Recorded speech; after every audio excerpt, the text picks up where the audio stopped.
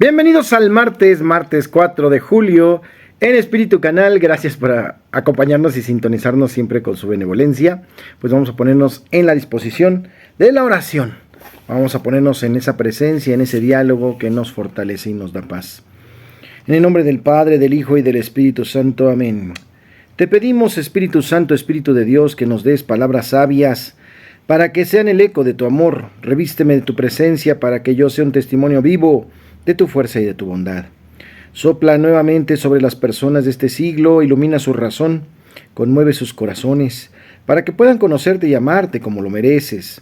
Sopla dulcemente en este nuevo Pentecostés, para que tu aliento renueve la vida de las personas y todos redescubramos la dignidad que tenemos de ser hijos de Dios, de este Santo Padre Celestial presente.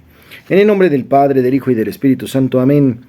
Sí, efectivamente, ya empezamos, ya estamos aquí, Espíritu Canal, gracias por estar con nosotros.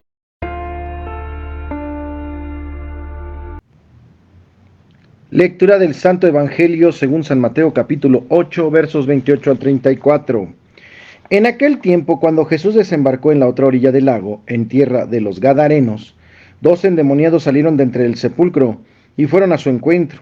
Eran tan feroces que nadie se atrevía a pasar por aquel camino. Los endemoniados le gritaron a Jesús: ¿Qué quieres de nosotros, Hijo de Dios? ¿Acaso has venido hasta aquí para atormentarnos antes del tiempo señalado? No lejos de ahí había una numerosa piara de cerdos que estaba comiendo. Los demonios le suplicaron a Jesús: si vienes a echarnos fuera, mándanos entrar en esos cerdos. Él les respondió: está bien. Entonces los demonios salieron de los hombres, se metieron en los cerdos, y toda la piara se precipitó en el lago por un despeñadero, y los cerdos se ahogaron. Los que cuidaban los cerdos huyeron hacia la ciudad a dar parte de todos aquellos acontecimientos y de lo sucedido a los endemoniados. Entonces salió toda la gente de la ciudad al encuentro de Jesús, y al verlo le suplicaron que se fuera de su territorio. Palabra del Señor. En el Evangelio de hoy vemos este tema de los endemoniados, gente que tenía una fuerza superior a la que tendría cualquier humano. Sabemos que hay muchos elementos que nos pueden revelar una verdadera posesión de Satanás.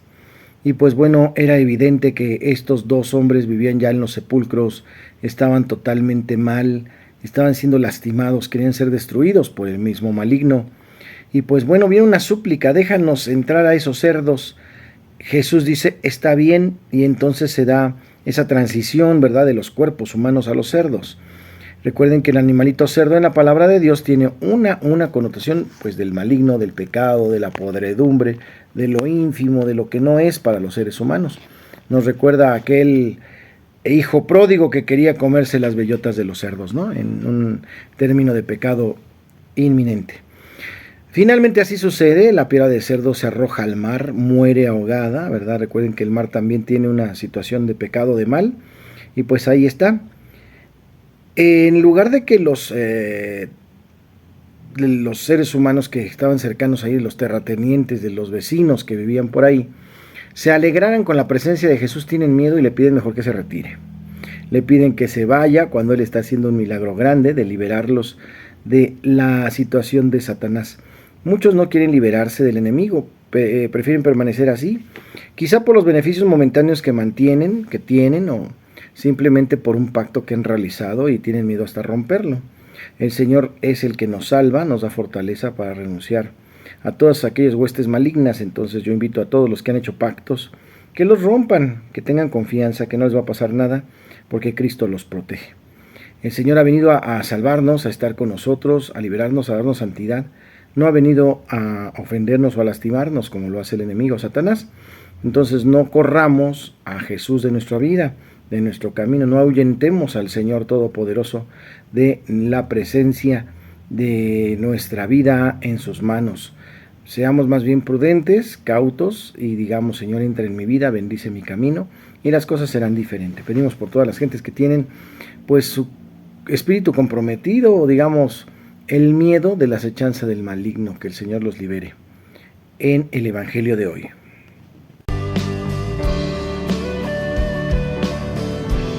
En el tema de hoy, joven de fe, joven de valor. Ser un joven de fe en nuestros días equivale a ser objeto muchas veces de persecución, de burlas y cuestionamientos cortantes, y situaciones dolorosas, mordaces.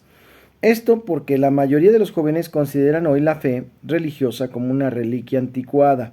Para ellos la fe pertenece a la infancia de la humanidad o es indigna del hombre adulto o sabio. Se ha adquirido mayoría de edad y capacidad crítica. El hombre adulto tiene que resolver sus problemas por sí mismo y hacerlo como enseñó Freud, sin buscar a un último consuelo. No es de sorprenderse, por tanto, que un gran número de jóvenes ni siquiera conozcan las verdades fundamentales de la fe católica. Muchos de ellos las ignoran. Todo esto genera un vacío existencial y una aridez tremenda que ni la moda, el placer o el poder logran llenar. Esto es así porque el acto de fe es una actitud existencial, totalizadora. Abarca todas las potencias del hombre, el entendimiento, la voluntad y el sentimiento. Es una fuerza capaz de dar sentido a la vida y llenar todas las expectativas. La fe también es un acto y una consumación. Es una actitud que determina toda la vida. Precisamente un aspecto de la crisis actual de fe consiste en que muchas de sus actitudes básicas se nos han hecho extrañas. El respeto profundo, la humildad, la confianza, la entrega. Así pues, como jóvenes de fe que comparten los problemas y necesidades de hoy, deben tener un valor que buscan nuevos accesos y nuevos caminos que reduzcan a la fe y que conduzcan a la fe. El cardenal Walter Casper, presidente emérito del Pontificio Consejo para la Promoción de la Unidad de los Cristianos, propone tomar actitudes de auténticos creyentes. Escuchar y percibir es propósito del joven que está abierto y se abre a lo distinto y lo nuevo del misterio de Dios, que no considera inamovible su visión de la realidad y sus actitudes. Él puede llegar a la fe. La fe está unida a la conversión respecto de los modos habituales de pensar y de actuar. La fe no se da sin desprenderse de antiguas seguridades, sin cambio. Esto puede ser un proceso muy doloroso, puede significar la renuncia a concepciones queridas y la disposición a la contrariedad y al conflicto. El que cree no baila sencillamente al son que le toque el mundo, no va hacia donde sopla el viento, ni se deja llevar por la corriente. Tener una actitud de esperanza es abrirse valerosamente hacia lo nuevo. La fe es un camino que hay que recorrer, un aferrarse y fundamentarse en aquello que no se tiene todavía.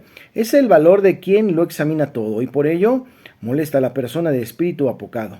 La persona en expresión, como la primera expresión de la fe, es la confianza, no en un no creo que, sino en un creo en ti. El creyente responde al amor de Dios con amor. La fe es en cierto modo una declaración de amor a Dios. Por ello la palabra de Dios que llega al hombre conduce necesariamente a la palabra confiada que el hombre dirige a Dios. La oración es pues la expresión más importante de la fe, más aún sin oración la falta de fe sería inminente, se empieza a morir, le falta oxígeno. El auténtico amor se toma hacia la acción, puesto que el creyente sabe que es aceptado por Dios, pero también él puede aceptarse a sí mismo, a los demás y al mundo, de un modo nuevo. En ese sentido dice la Escritura que la fe sin obras del amor está muerta. Santiago 2:17. La fe no puede reducirse, por tanto, a una confesión de palabra. Tiene que acreditarse en el servicio concreto al prójimo. Tiene que producir frutos del Espíritu. Gálatas 5:22 y siguientes. El joven de fe es decididamente un joven de valor, que se compromete por la dignidad humana, la justicia, la libertad y la paz. Sabe que tiene que transformar en la medida de sus posibilidades la vida y el mundo. Mas la fe no es solo acción, y menos aún activismo, sino tranquilidad, equilibrio, paz en Dios, y se acredita en la paciencia y la serenidad. La fe tiene pues una fuerza que hace descubrir la realidad y la transforma. Por eso, lo que el mundo necesita hoy son más jóvenes de fe, capaces de guiar a otros hacia el bien supremo que es Dios mismo. Atrévete, joven, a ser un joven de valor. En el tema de hoy. Ya estamos en Santos y Conversos. Hoy la advocación de Santa María Nuestra Señora en Nuestra Señora del Refugio, que se encuentra en Italia.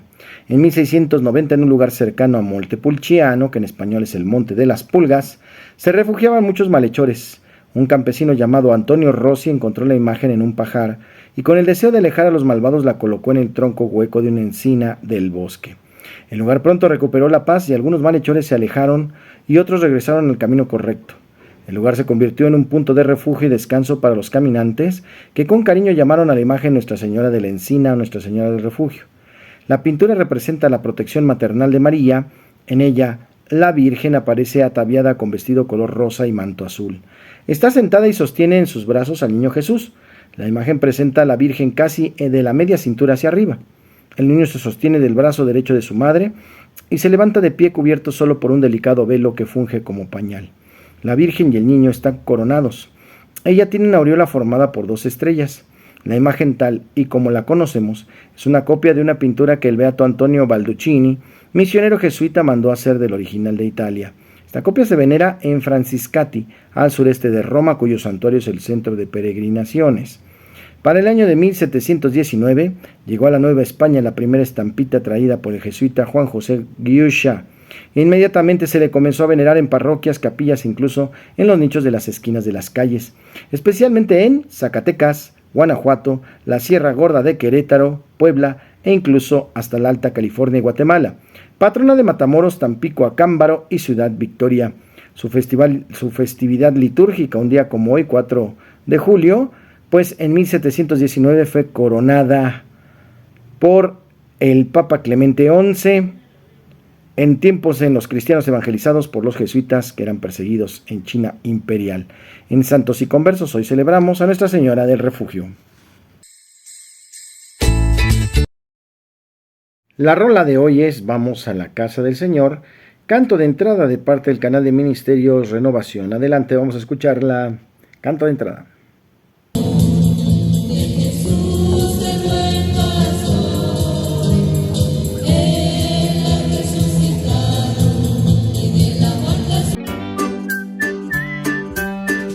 En el chiste, la chica le dice al muchacho, mira, una piedra preciosa. Y él dice, pero si eso es un ladrillo. Sí, pero a mí me gusta. Señor Jesús. En Curiosidades de la Iglesia Católica, mundo grecorromano. Las culturas de los pueblos del mar Egeo, en especial los filisteos, influyeron sobre Canaán desde el 2000 a.C. Esta influencia se acentuó en la época persa y llegó a su culmen durante el gran imperio greco-macedoniano o greco-macedónico, fundado por Alejandro Magno del 333 al 323 a.C., y los reinos helenistas que le sucedieron. El helenismo, fenómeno sociocultural caracterizado por la expansión de la lengua y civilización griega, impactó definitivamente a la comunidad israelita de Palestina y de la diáspora, que fue la dispersa en el mundo. Esa influencia se mantuvo incluso bajo el dominio de los romanos hasta el fin de la situación en la nación judía en tiempos del emperador Adriano, que fue del 63 a.C. al 135 después de Cristo. En curiosidades. Y en la buena onda de hoy, no se olviden que tenemos la colecta del Seminario Diocesano de Azcapotzalco en todas nuestras comunidades parroquiales. Los invitamos a que vayan preparados, ¿verdad? Porque sí es necesario todo lo requerido para el alimento, el crecimiento, el sostenimiento de las vocaciones sacerdotales. Entonces pedimos por todos nuestros hermanos seminaristas y todos los que están aspirantes a la vida del seminario, todos los que me toca acompañar, y estoy muy contento en esta pastoral vocacional. Que el Señor nos ayude y que hagamos equipo para que todos nos dispongamos a entender que la vocación es llamado de Dios, pero la promoción es de todos. Reciban la bendición, el Señor les guarde, les protege y les bendiga, haga resplandecer su rostro sobre ustedes y les conceda la paz. Que les bendiga el Padre, el Hijo y el Espíritu Santo, y les acompañe siempre. Yo soy el Padre Jorge Arturo Moreno, gracias por acompañarme en Espíritu Canal. No se olviden de darle like, de suscribirse y de ser parte de nuestra familia. Los queremos mucho, apreciamos sus comentarios. Gracias, muchas gracias.